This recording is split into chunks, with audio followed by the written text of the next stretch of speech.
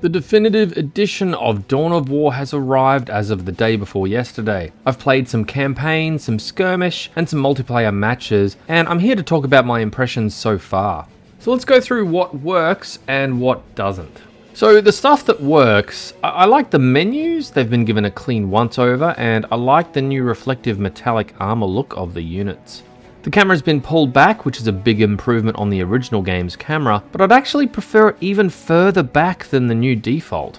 Unfortunately, the old camera high.lua file fix from the original camera mod doesn't work anymore on the new game, and the only camera tool I found was in the tools folder called camera target edit.lua. And when I altered the values in that file, it didn't seem to change anything. So there's definitely room for improvement on that camera in terms of customization.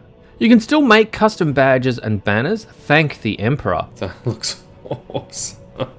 But they have to be put in a new location. Now I'll put that new location in the description below, or you can go to my badge and banner making video from a couple years ago, and you'll find the new folder location in a pinned comment there. Some of the good news is there doesn't seem to be a restriction on pixel sizes anymore. In the old game, you had to stick to the 64 by 64 pixels for badges and 64 by 96 pixels for banners.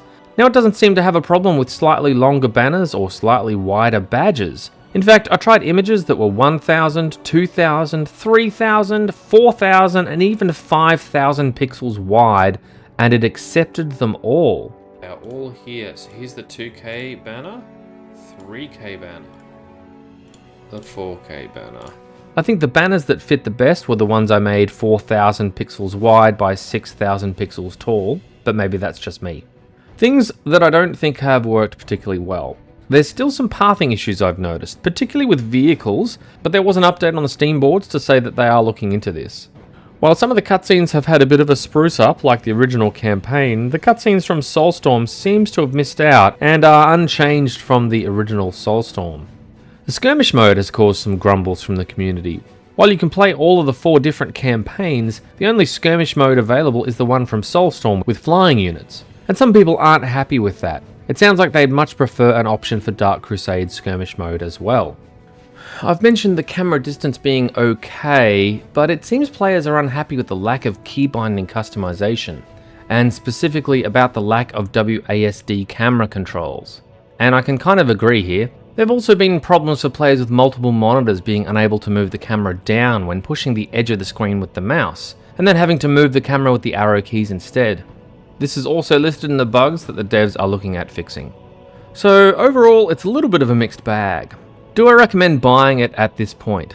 Well, it's going to come down to how much of a fan of the original game you are. I mean, yeah, it does feel like no more than a bit of a spit and polish graphically speaking, but there are better things coming down the track given that engine upgrades occurred, but those things aren't quite here yet. My sisters of battle they look like they're like a plasticine doll that's been melted. I don't think it's a definite recommend for returning players at this point. I've bought it, and I'm really enjoying the updated skins and lighting, and I'm really very much liking the increased detail allowed on badges and banners. That's something I wasn't expecting. If you've never played Dawn of War 1 before, this is definitely the one to pick up. It has all the DLCs and their campaigns that are easy to access from the menu, unlike previously.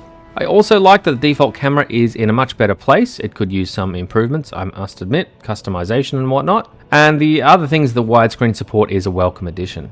I'll likely be doing a new custom badge and banner tutorial for the definitive edition given the changes, so keep your eyes peeled for that one if you're interested.